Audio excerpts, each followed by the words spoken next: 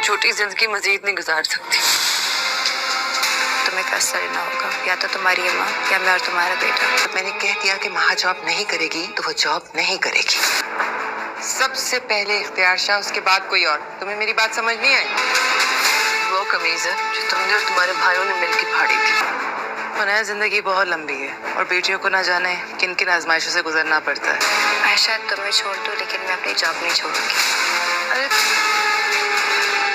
तुम तो उनकी चहेती बहू हो, तुमने उनको उनका इकलौता वारिस दिया है। उसे जॉब करने से मत रोकिए, उसका पूरा हक है जॉब करने का। हर चीज तो तुम्हारी मर्जी से होती है, तुम्हें क्या? नाजरीन, ड्रामा सीरियल नूरजहां आखिरकार ही अपने एंड को पहुंचने वाला है। ड्रामा सीरियल नूरजहां की सेकेंड लास्ट एपिसोड बहुत ही ज़्यादा ज़बरदस्त होने वाली है। नूर बानो आखिरकार ही अपने इरादों में कामयाब हो जाती है और नूरजहां के बेटों से अपने बाप की मौत का बदला लेने में कामयाब हो जाती है। और नूर बानो यह बात भी बहुत अच्छे से जानती है। उसका शौहर मुराद भी इस सब में शामिल होता है। उसने मुराद को भी माफ़ नहीं किया होता है। नूरजहां के बेटों ने मुख्तार शाह को मारते हुए जो कमीज़ फाड़ी थी वो नूर बानो के पास अभी तक मौजूद होती है। अपने बाप की फटी हुई कमीज़ मुराद के पास लेकर आती है और उन्हें कहती है, यह जानती हो यह किसकी कमीज़ है? मुराद मुख्तार शाह की कमीज़ देखने के बाद बिल्कुल भी नहीं पहचान पाता। यह वही कमीज़ है जो उसने और उसके भाइयों ने मिलकर फाड़ी थी। तो नूर बानो से हकीकत बताती है और उसे कहती है, ये वही कमीज है जो तुमने और तुम्हारे भाइयों ने मेरे फादर को मारते हुए मिलकर फाड़ी थी और मैं अब तुम्हारे साथ मजीद यह झूठी जिंदगी नहीं गुजार सकती। नूर बानो के मुंह से यह बात सुनते ही मुराद को भी बहुत बड़ा झटका लगता है। उसने नूर बानो के लिए अपना सब कुछ कुर्बान कर दिया होता है और अपनी नूर मामा के भी खिलाफ जा चुका होता है।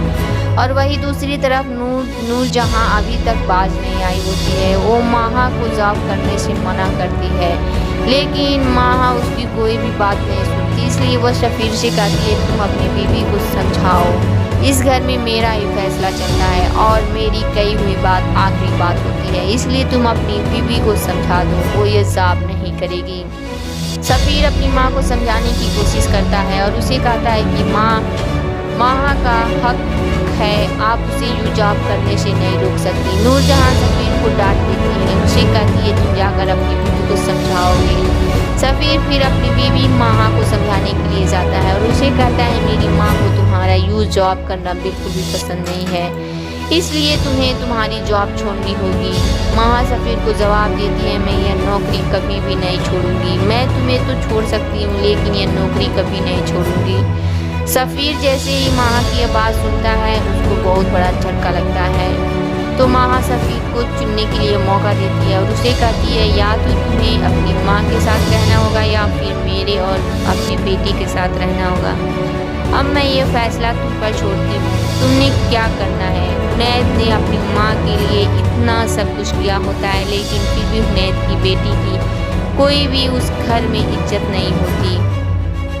हुनैद अपनी बेटी को उसका हक दिलवाने में नाकामयाब रहता है और सफीना को यह बात बिल्कुल भी पसंद नहीं आती। सफीना हुनैद से कहती है, बेटियों की ज़िंदगी बहुत आजमाइश भरी होती है, उन्हें रोज़ हर नई आजमाइश से गुजरना पड़ता है। नाजरीन, हमें कमेंट करके बताइए, आपको ये लगता है नूर बानो मुराद को छोड़ देगी या नहीं, या उसे माफ़ करेगी या नहीं। कमेंट में ज़रूर बताइएगा। तब तक के लिए खुदा हाफिज़।